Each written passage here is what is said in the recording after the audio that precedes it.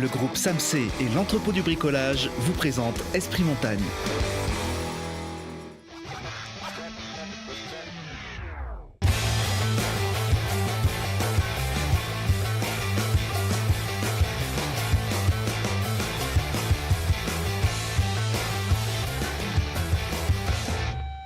Ravi de vous retrouver sur le plateau d'Esprit Montagne, votre rendez-vous avec les sommets, avec la glisse, chaque jeudi sur Télé Grenoble, en partenariat avec Ski Chrono et le Dauphiné Libéré. Et le roi de l'éloquence sur ce plateau, l'expérience, le savoir, la mémoire. Laurent Davy, rédacteur en chef de Ski Chrono. Ça va? Bonsoir Lucille. Je t'ai bien mis à l'aise là pour commencer. Là, pas de pression, ça va. Ouais. Voilà, tout va bien. Non, pas de pression, surtout qu'on a deux invités VIP ici. Ce soir, direction la Haute-Savoie et une belle station des Portes du Soleil. Châtel est avec nous, son maire, Nicolas Rubin. Bonsoir. Bonsoir. Vous êtes aussi le coprésident de Savoie-Mont-Blanc. Et à vos côtés, quelqu'un que vous connaissez bien et que vous avez sans doute connu, on va dire du milieu des années 80 jusqu'à la fin des années 90, Denis Ray, bonsoir. Bonsoir. Fait bien plaisir de vous retrouver. À moi aussi, merci. Vous descendez des 7 lots et vous descendez, c'était votre spécialité. Vous étiez un grand descendeur. À l'époque, des Picard, Alphand, Crétier, et vous voilà. Donc, avec vous, c'est ça, les Top Gun. Avant Kitzbühel, justement, une descente mythique dont vous allez nous parler dans un instant. Pour l'instant, on se tourne vers l'actu dans le grand angle. On a beaucoup à dire.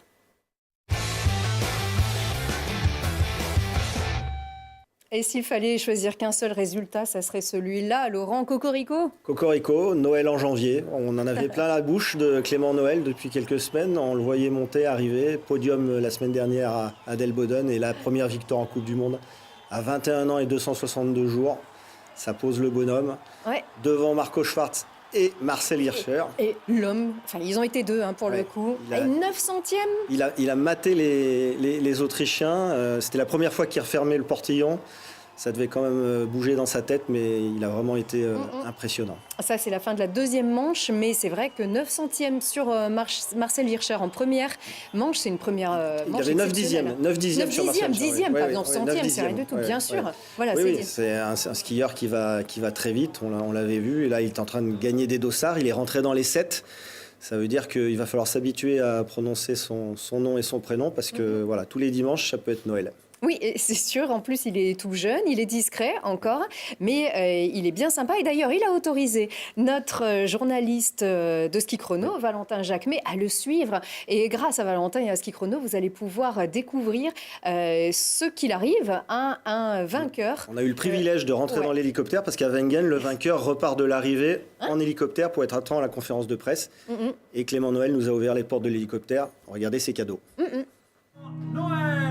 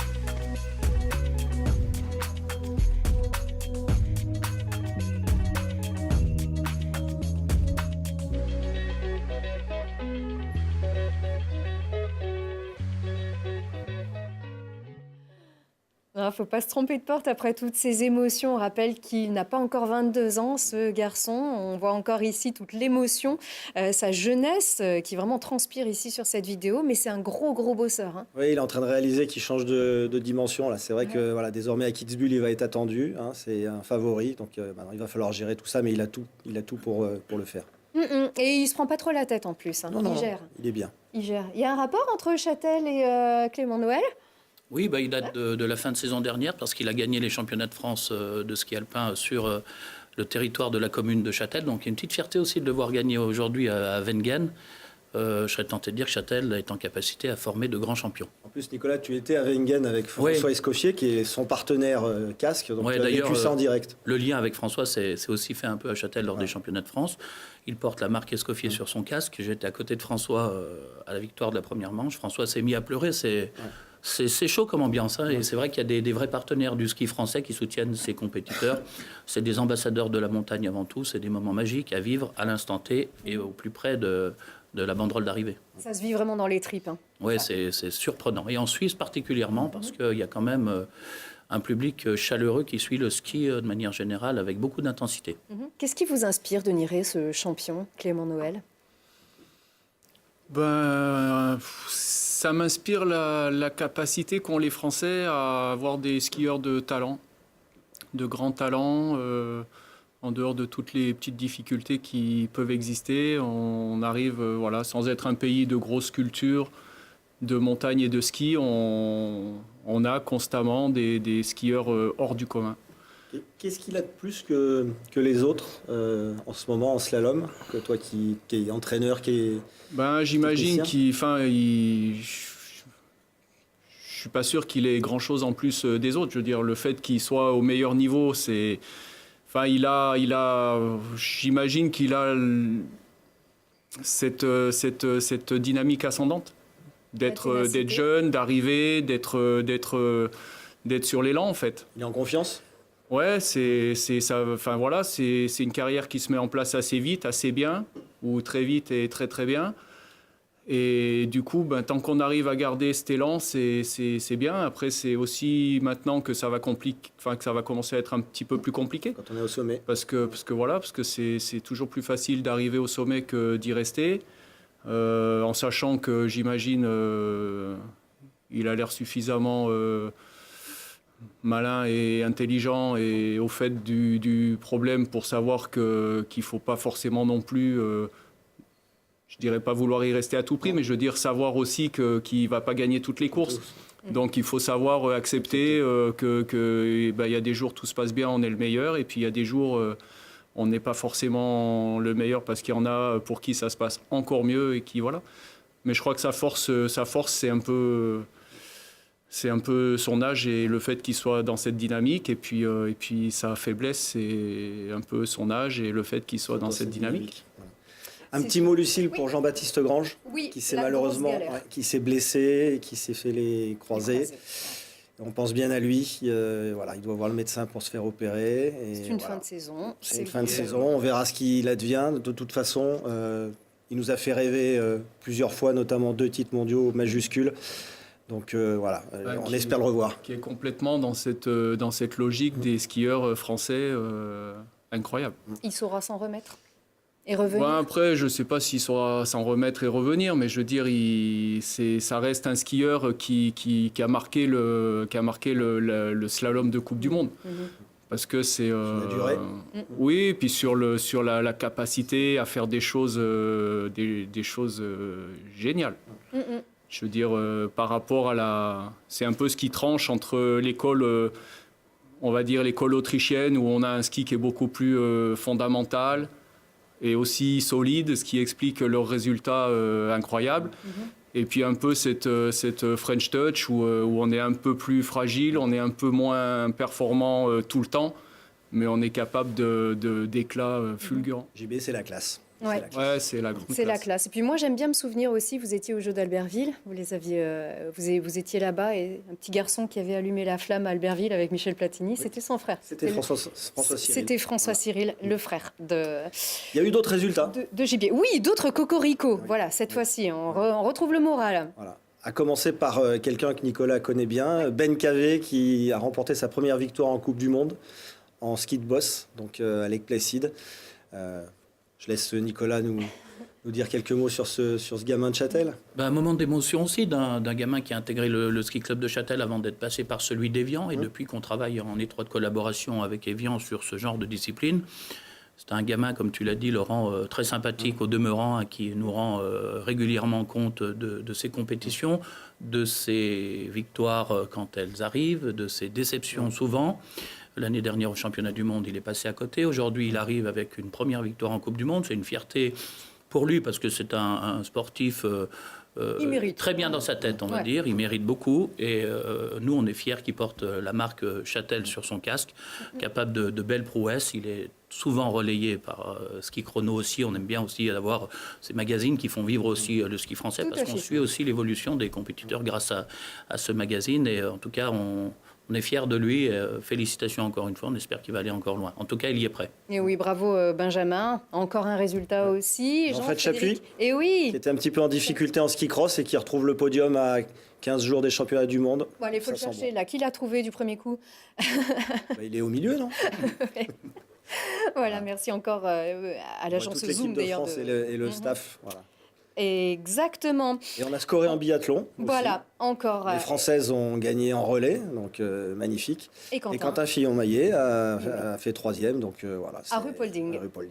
Exactement. Alors, il y a aussi, un gros week-end. Il y a aussi un gros week-end, une grosse semaine encore, et ça va se voir sur Télé Grenoble. C'est une grande première ici sur notre antenne. On est très heureux de vous annoncer que nous allons diffuser les manches de Coupe d'Europe de cette semaine. Vous allez pouvoir les revoir samedi et dimanche sur notre antenne. Donc en fait, les deux manches de mercredi, les deux manches de Courchevel, ça sera ce samedi à 14h50 et les deux manches de jeudi, dimanche à 14h50 aussi. Voilà. Un dernier mot pour être complet. En handi-ski, Arthur Baucher est devenu champion du monde de géant. Voilà, comme ça on sera complet. Ça, Exactement. On a zappé un peu le super combiné, non? Il y a aussi le super combiné, c'est vrai. C'est l'occasion d'associer deux Français plus sur le podium. Avec Victor Mufajandé et Alexis Pinturo qui étaient sur le podium. C'est une bonne habitude à Wengen. Oui. Voilà. Tout à fait. On est complet, taillé. On va enchaîner justement avec vous, histoire de un petit peu mieux faire votre connaissance. La connaissance avec Châtel.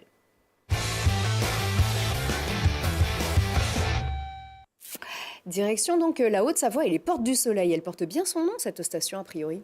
Oui, très bien. Dans un domaine franco-suisse relié, près de 650 km de piste. Le slogan « Le matin en France, l'après-midi en Suisse », c'est un slogan qui colle bien à Châtel. On a l'habitude de dire qu'on est la plus suisse des stations françaises. Pour nous, située sur le territoire au-dessus du lac Léman et à côté de ce beau domaine, Morzine, Léger, Avoria, La Chapelle, d'Abondance, Champoussin, Morgin, Les Creusets, Champéry et Saint-Jean-d'Eau. Très bien. Je vois qu'en tant que maire de Châtel, vous connaissez bien votre leçon. Vous êtes aussi le coprésident de Savoie-Mont-Blanc. Alors, on ne vous a pas invité par hasard. L'actualité, c'est ce nouvel équipement, un bel équipement dans votre station.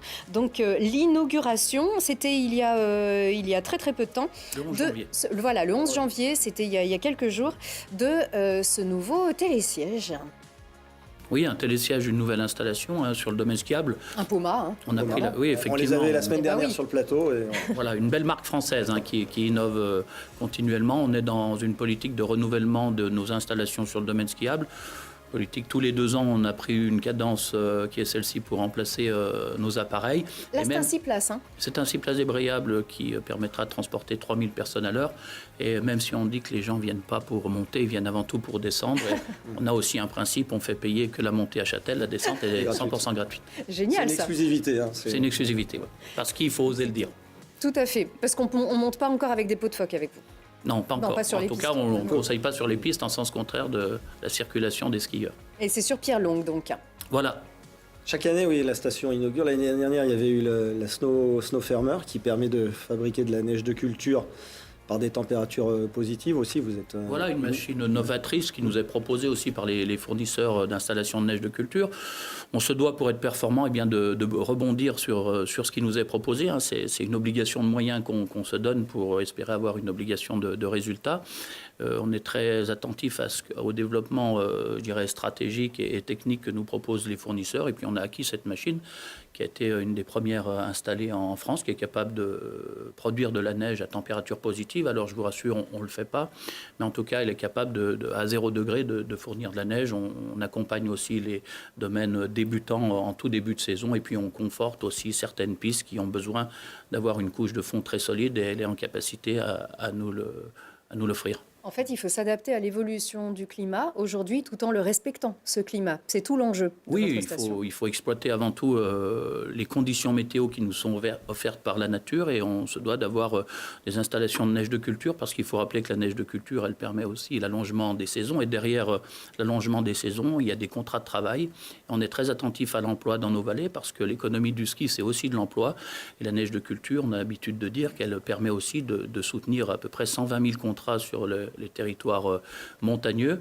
Donc c'est aussi une aide à la décision quand on souhaite choisir son séjour et sa destination pour venir au sport d'hiver. Donc tant que les installations de neige de culture seront performantes, puis elles sont beaucoup améliorées en termes de rendement, de consommation d'énergie. Aujourd'hui, on a des belles installations en capacité à nous offrir du ski. Donc là, on a vu la modernité, Châtel, mais c'est aussi l'histoire. Hein. Quand on va à Châtel, on va dans un village avec du pastoralisme. C'est des valeurs qui sont importantes pour vous à défendre? Oui, c'est important dans une vallée qui a été labellisée Pays d'art et d'histoire en 2003, qui est née avant tout de l'agriculture, hein, comme dans beaucoup de stations. On a encore 21 fermes en activité où on produit l'excellent fromage Abondance, avec une race qui s'appelle la race Abondance, dans une vallée qui porte le même nom. Donc autour de ce mot, il y a beaucoup de générosité en liaison avec la Suisse. Et on est aussi fiers d'avoir fêté l'année dernière 70 ans du tourisme.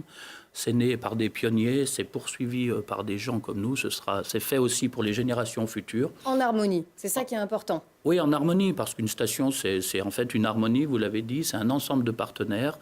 Il faut que chacun soit en capacité à travailler ensemble. Et à chaque fois qu'il y en a un qui est défaillant, c'est l'image générale qui en subit le coup. Donc voilà, on est une station village, plutôt familiale, on va dire, reliée à un grand domaine. Et qui fonctionne, il faut le rappeler aussi, sur les 2 saisons, été et hiver, et on a aussi une vocation à se tourner de plus en plus vers un tourisme 4 saisons. Vous êtes aussi très attaché à la compétition, hein, c'est dans l'ADN de la station, vous avez des athlètes, vous êtes organisateur d'épreuves. Oui, ça fait partie de nos missions de la collectivité. Hein. C'est aussi de soutenir cette jeunesse qui apprend à skier, qui commence à monter sur des podiums. On n'en fera certainement pas tous des champions à la sortie. Il y aura des moniteurs de ski, il y aura des pisteurs secouristes. Un petit clin d'œil aussi à cette profession qui a été durement touchée ces derniers temps. Voilà, donc il nous faut soutenir le ski de compétition. C'est pour ça qu'on mobilise des moyens importants, à la fois sur les équipements des pistes qui sont dédiés, qui sont homologués pour cela. Ça se passe bien quand vous décidez que voilà, telle portion va être, dévolue au ski de compétition, un stade de slalom. Ça tiraille à quelques moments. Il faut pas se voiler la face. On ferme des pistes pour la compétition, alors qu'il y a des clients qui viennent pour skier, évoluer en payant relativement cher le forfait, mais tout se passe bien parce qu'il y a de la compréhension. Très bien, on reviendra bien sûr sur le développement de votre station un petit peu plus en détail dans notre bonus d'Esprit Montagne, donc extension, en lien justement, on parlait de ski de compétition. Donc ça sera sur notre rubrique replay sur télégrenoble.net. Pour l'instant, Kids, ça vous dit quelque chose, vous qui aimez la compétition, ça arrive, ça vient. Fout la trouille. Voilà, et on en parle aussi avec notre autre invité. Et donc, cette fameuse descente de Kitzbühel, ça vous parle, Denis Rey? C'est un mythe? Oui, tout à fait. C'est un mythe. Et puis, ça me parle personnellement parce que j'y ai couru quelques fois. Ouais. Après, c'est... Quelques fois. Alors, pour vous resituer... J'y suis allé la première fois en 86, je crois, et jusqu'en 96, en sachant qu'à l'époque, je ne sais pas comment ça se passe vraiment aujourd'hui, mais... on était sur des logiques de neige naturelle. Kitzbühel étant une station de très basse altitude, c'était pas toutes les années qu'on arrivait à courir. Parce que Denis a connu l'époque où de temps en temps on appelait les pompiers pour arroser à la lance à incendie et compléter la neige qui n'était pas toujours là. Le Redoux le faisait tout seul. Je veux dire, c'est vrai que Kitzbühel, je sais pas, ça doit être à 500 ou 600 mètres d'altitude. 800 mètres. Donc, des fois, il y a de la neige. Des fois, il y a de la neige un peu avant qu'il pleuve et qu'il refasse froid. Et des fois, c'est... Enfin, moi, je me souviens, la première fois où je suis arrivé, c'était une année un peu particulièrement gelée. Comme cette année-là. Et puis, c'est une piste qui, à l'époque, était préparée à pied. par les militaires. Donc c'était de la glace en escalier ou des escaliers en glace, je ne me souviens pas exactement. Mais là, c'est Kitzbühel, hein. En haut, voilà, en jaune, c'est ça? En jaune, ouais. C'est à la bosse de Lausberg. Voilà. Est-ce qu'on a enfin, tu es maintenant dans la dimension mentale, hein, dans ton job. Est-ce qu'on a une approche particulière mentalement quand on arrive à Kitzbühel? C'est un endroit à part ou pas? Oui, c'est un endroit à part dans le sens où ce qui est de plus compliqué à Kitzbühel, bon, déjà en arrivant, quand on la connaît pas en arrivant, c'est on aurait pu essayer de trouver l'image. C'est un des plus impressionnants choses d'arrivée de la Coupe du Monde. Parce qu'on le voit oui, puis on le voit d'en bas, on le voit de l'autoroute. Quand on arrive et donc c'est éclairé, c'est raide, c'est en dévers, c'est quelque chose déjà quand on le connaît pas, c'est impressionnant parce qu'on arrive là et on se dit pouah, c'est quoi ce truc? Et puis quand on le connaît, quelquefois l'émotion est peut-être encore plus forte parce que on le connaît. Et du coup, on a la réponse à la question de se demander c'est quoi. Et après, oui, la dimension mentale, elle est d'autant plus importante que c'est vraiment la piste la plus engagée du circuit, on va dire, avec Bormio, qui est une piste qui est très compliquée aussi à aborder. Donc très engagée, ça veut dire potentiellement dangereuse. Les blessés. Donc après, c'est l'exercice et c'est vraiment l'aire d'arrivée la plus calme et la plus silencieuse de la course aussi. Parce qu'il n'y a pas de... Personne, c'est compliqué à aborder. Et tous les coureurs méritent le respect quand ils ont terminé. Il faut vraiment arriver à se persuader, et c'est là que l'exercice mental est pas banal, c'est qu'il faut vraiment arriver, même pour des coureurs qui sont parmi les meilleurs, qui sont tous les meilleurs skieurs du monde, arriver à se persuader qu'on est capable de le faire, physiquement et techniquement. Et mentalement. Alors, en un mot, parce qu'on arrive au terme de cette émission, qui est-ce que vous sentez bien alors sur cette piste? Je suis un peu je connais pas tous les champions, donc je ferai pas de pronostic. Je veux dire, il y a tous les solides qui donc j'imagine qu'un Feutz, voilà, il sera là, Paris sera là, enfin tous ceux qui sont là depuis le début. Et puis après, même s'il est un peu différent, mais je veux dire, dans la logique de ce que je disais tout à l'heure, je veux dire, les Français c'est vrai que le début de saison est un peu laborieux et pas très... Mais je veux dire, on est capable parce qu'on a des skieurs... Un Claret, oui, parce qu'on a aussi on a aussi dans l'ADN français du ski de descente cette capacité à avoir des skieurs qui ont la capacité à aller vite sur des pistes très engagées. Très bien.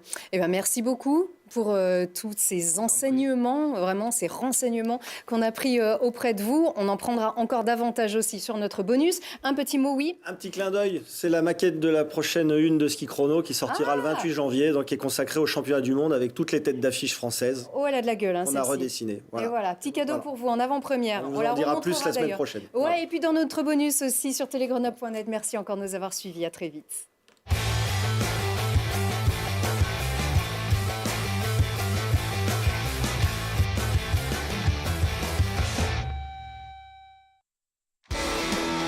Le groupe Samsé et l'entrepôt du bricolage vous a présenté Esprit Montagne.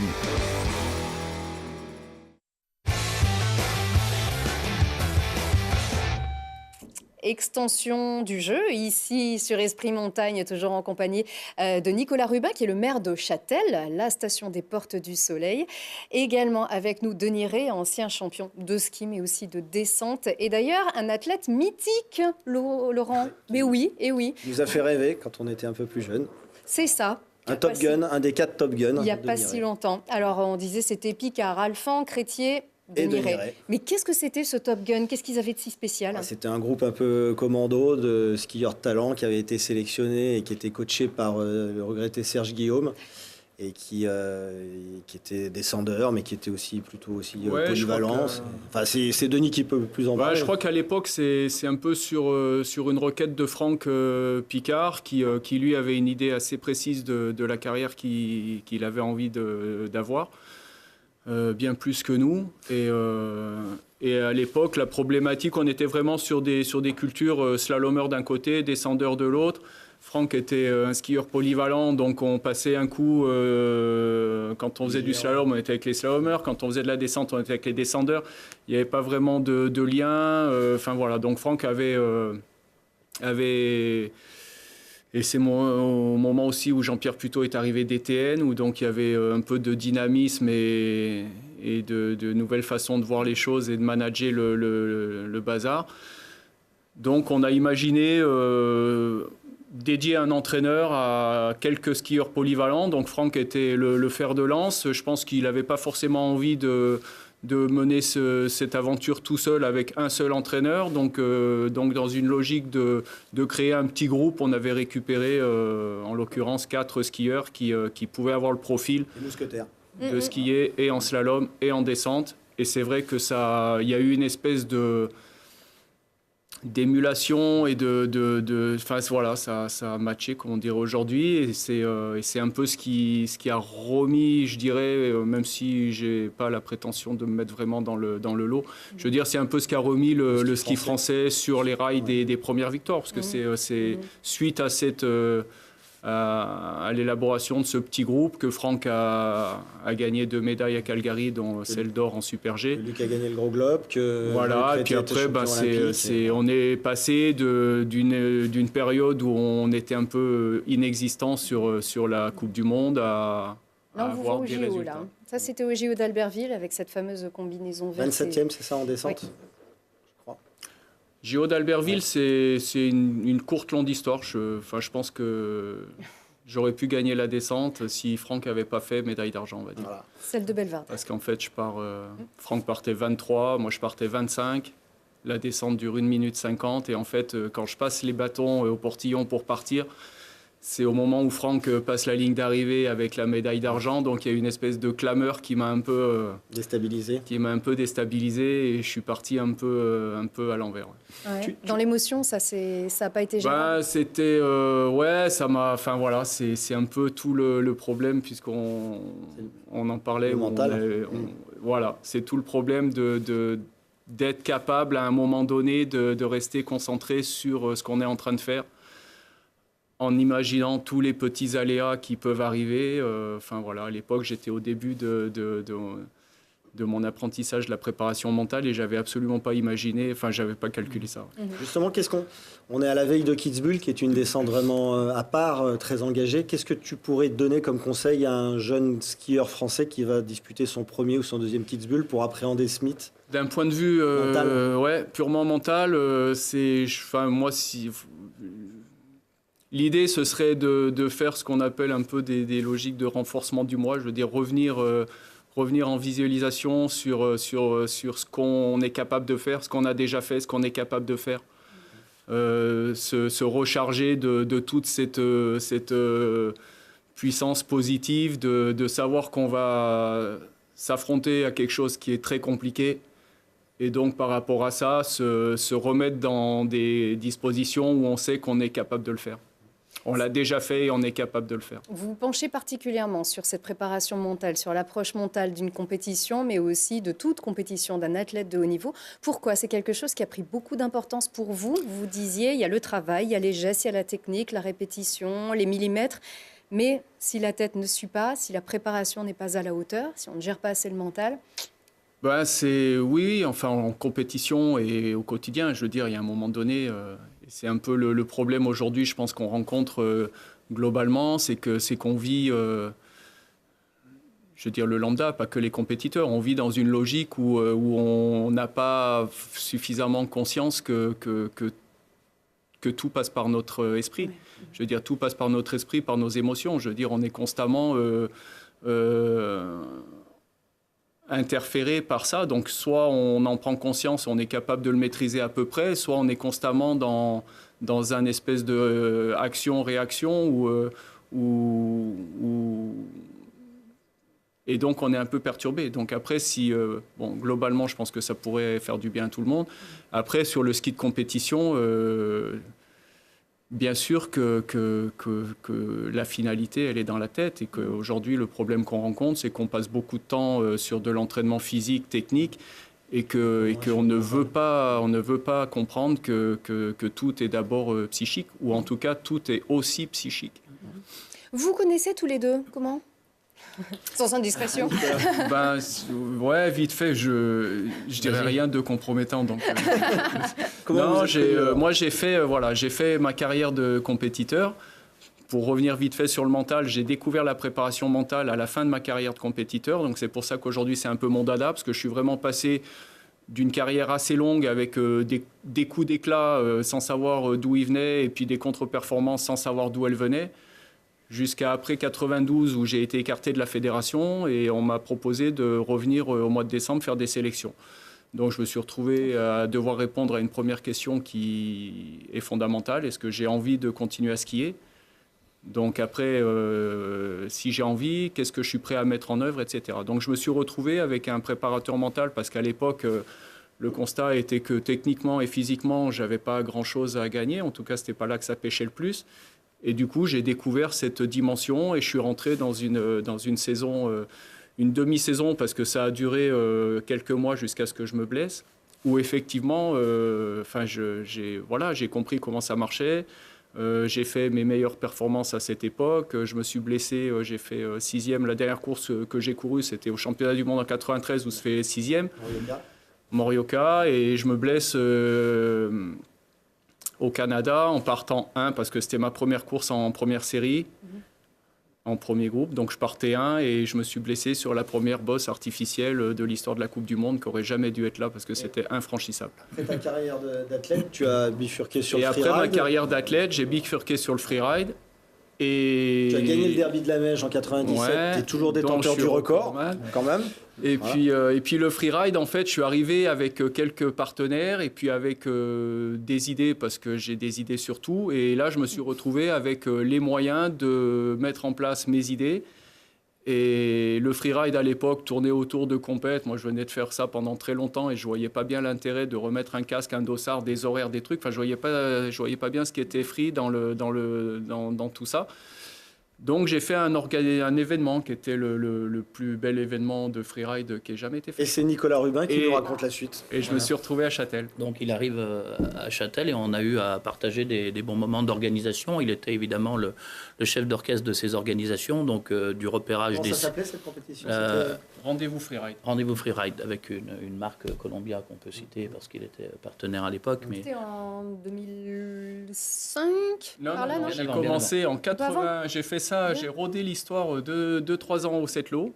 Et puis après, les Setlo étant un peu pas très motivés pour passer à l'étape supérieure, on s'est exilé, on est tombé avec grand plaisir à Châtel. Donc Châtel, qui est une station familiale, est aussi une station où on peut faire du freeride. Oui, bien, pour ça, il nous faut des organisateurs, et comme l'est Denis, hein, c'est vrai qu'il a la descente dans les gènes, c'est-à-dire arriver avant de partir. Enfin, je veux dire, quand on a fait le sport qu'il a pratiqué, je pense que ça mérite un énorme respect. On parlait de Kitzbühel tout à l'heure. Oui. Quand on est dans le portillon de départ, on est ailleurs. Hein, c'est un autre monde. Hein. Absolument. Voilà, donc on s'est rencontrés à ce moment-là. C'est vrai que c'était une belle organisation. Le freeride était dans sa jeunesse, commençait à démarrer. C'est vrai que ça avait réuni pas mal de bons athlètes dans la pente. Ce qui est un signe aussi d'ouverture de votre part, parce que c'est vrai que vous jouez vraiment sur toutes les cartes, sur tous les skis et pour tout le monde. Vraiment, Châtel, oui. Comme on le dit, c'est le village, c'est la compétition, c'est les événements de haut niveau, c'est le freeride, comme on vient de le dire aussi. C'est la montagne, c'est la fête aussi, c'est célébrer aussi ce pastoralisme. C'est un peu le côté suisse, je pense. C'est vrai qu'on retrouve ça, enfin moi qui voyage un peu, je veux dire, c'est vrai que j'adore la Suisse parce que c'est un pays où, je veux dire, autant ils sont carrés et à côté de ça, ils sont capables de faire des trucs qu'on ne s'attendrait pas. Et Châtel, c'est un peu... C'est la plus suisse des... Ouais, la plus suisse, et c'est aussi la richesse du domaine. Moi, je sais que quand je skie à Châtel, je veux dire, la capacité, enfin, cette possibilité de passer en Suisse est une vraie richesse par rapport au domaine skiable. Je veux dire, au-delà du fait qu'il soit immense et bien équipé, il y a aussi cette richesse de dire on a la capacité de changer de pays. Et c'est incroyable. Ce qui en fait un bel ambassadeur de Châtel, par ses propos. Ah ben, Oui, c'est vrai, vous l'avez dit tout à l'heure, on est à la fois fixé sur le ski, mais il faut aussi offrir une palette d'activités assez large sur à la fois les événements, les animations. On va rentrer très prochainement, puisqu'on vient de découvrir les chefs étoilés de notre région, des perdants et des gagnants, c'est un peu comme dans le ski. Et on va rentrer sur le festival de la gastronomie internationale qui s'appelle Neige étoilée chez nous, la 7e édition, avec des meilleurs ouvriers de France. Ce vrai partage entre les experts et les amateurs autour de la cuisine, c'est le chocolat qui a été fixé pour cette année. L'année dernière, c'était l'abondance. Donc, et puis après, on va enchaîner sur pas mal d'événements. Rock the Piste Festival, les concerts sur les pistes dans les Portes du Soleil un peu plus tard dans la saison, puis une multitude d'événements qui se déroulent. Des événements automoto, on voit palette aussi d'activités très large, la montée historique au mois de septembre. En fait, il n'y a pas un mois où on est tranquille, on va dire. Oui, c'est ça. Mais c'est ce qui fait, on a vu ce qui ça fait aussi. l'attractivité, la Belle Dimanche, la fête des alpages, qui réunit chaque année 10 000 personnes à 1600 mètres d'altitude. Donc là aussi, c'est ce partage, je dirais, entre l'agriculture et le tourisme. C'est une de nos forces de la destination. Donc tous ces événements bien sont programmés. Et puis on essaye d'en avoir pour tous les goûts, du plus jeune âge au plus expérimenté. Alors, sans excès de vitesse, ici, on est dans nos studios à Grenoble. Il faut compter combien de temps pour partir en voiture de Grenoble ? 2h30 minimum. Oui, mais il faut aller passer le week-end. Ouais. C'est le meilleur. Oui, c'est ça. En fait, faut pas y aller à la journée. Passer le week-end, c'est le meilleur moyen de découvrir. Sur nos Châtel. territoires, on a l'habitude de dire qu'il n'y a pas besoin de partir très loin pour passer des bons moments. Des petits déconnexions de 2 jours, comme le disait Laurent, un week-end. Ça permet aussi, sans aller trop loin, sans prendre l'avion, en visitant aussi sur le parcours des beaux villages, à la fois de l'Isère, de la Savoie et de la Haute-Savoie pour arriver à terme, avec un petit crochet en Suisse, si le temps vous le permet, et puis toute la gastronomie qui tourne autour, parce qu'on a des régions où la gastronomie aussi une aide à la décision. On vient encore de le voir. Vous avez dit les mots magiques, abondance et chocolat. On va y aller, c'est sûr, avec grand plaisir. Allez, merci encore à vous deux d'être venus ici sur ce plateau. On a appris beaucoup de choses avec vous. Merci encore. Merci. Merci encore à toi, Laurent, et vous, à très vite.